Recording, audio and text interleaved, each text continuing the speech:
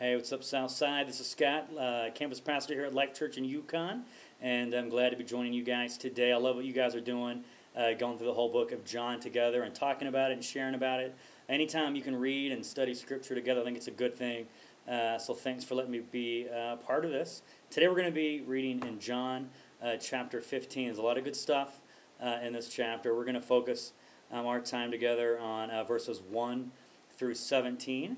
And it starts out with Jesus telling us that He is the true vine and we are the branches. He tells us to remain in Him and He will remain in us. And if we do that, if we remain in Him and then He'll remain in us, and if we do that, we will bear much fruit.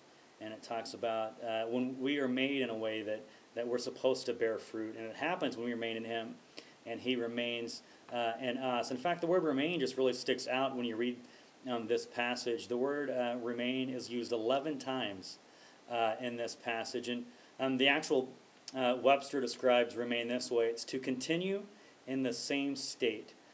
Continue to be as specified. And when I read that definition of remain, when I think of the word remain, it seems like a very passive word. I mean, it doesn't seem very aggressive. It doesn't seem very, action-oriented. In fact, I have a little daughter. She's 2 years old. Her name's Paige. And a lot of times I want her just to remain where she is. And I'll tell her, just stay put. Stay right here. Don't wander off. And I want her just to remain where she is. And really what I'm telling her is just stay where you are. This is where you're safe. This is where you're protected. And I don't want you to leave. So just remain and stay where you are. And so I think that's what Jesus is telling us too. He's saying, listen, I want you to remain in me. This is the best place for you. It's the safest place for you. It's the place where you're going to be most fruitful. And so He asks us to remain in Him because it's best for us to do that. But the question is, it sounds really easy to do that. He tells us, in fact, it says 11 times for us to do that. But is it that easy? So how do we remain in Him? What does that look like?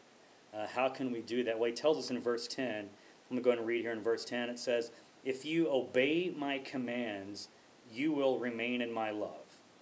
And so He's telling us here that how do we remain? Well, we do that by obeying. We do that by obedience, and that's how we remain. So if we want to remain in His love, which is what He wants us to do, because when we remain in His love, that's how we bear fruit. If we want to remain, we have to obey, and we have to have obedience in our lives. And what I love about this is right after verse 10, He tells us, okay, you want to remain, you have to obey. That's how you remain in me. He uses Himself as an example, and He says, if you obey my commands, you will remain in my love, just as I have obeyed my Father's commands and remain in His love. And so He's telling us to obey. He's doing that. And the great thing is when He tells us to do something, He can use Himself as an example. And one of my questions for us today is are we living our lives in a way that we can use ourselves as an example? I mean, are our lives an example to the people around us? Are we living our lives in such a way that point people to Jesus? And when Jesus teaches, He can use Himself as an example in His teaching. And I wonder if we're living our lives in a way that does that as well. So we know from our thoughts here in chapter 15, we need to remain. We need to obey. And what I love is right after He tells us to obey, He gives us a command. And in verse 12, He gives us the command. The command is this. He says, my command is this. Love each other as I have loved you. And so He tells us to remain, and He tells us to obey, and then He tells us to love. And He says, here's the command. If you want to remain in me, you need to obey. And then He gives us something to obey, and He gives us a command to do. And it's love, and it's to love one another. And so my question for all of us this week is how are we doing with that?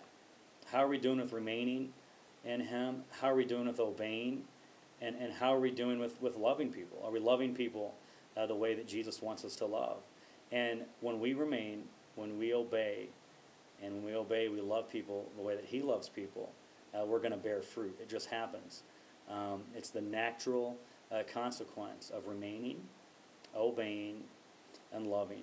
And so as we kind of finish up here, my challenge for you is this. As you go through this week, and as you think about your days and you study this passage, ask yourself the question, am I remaining in Him? Am I obeying Him? And am I loving people the way that He loves people? So, hey, just hopefully this encourages you. Think about it throughout the week. And make sure to tell somebody this week, whoever finds God finds life.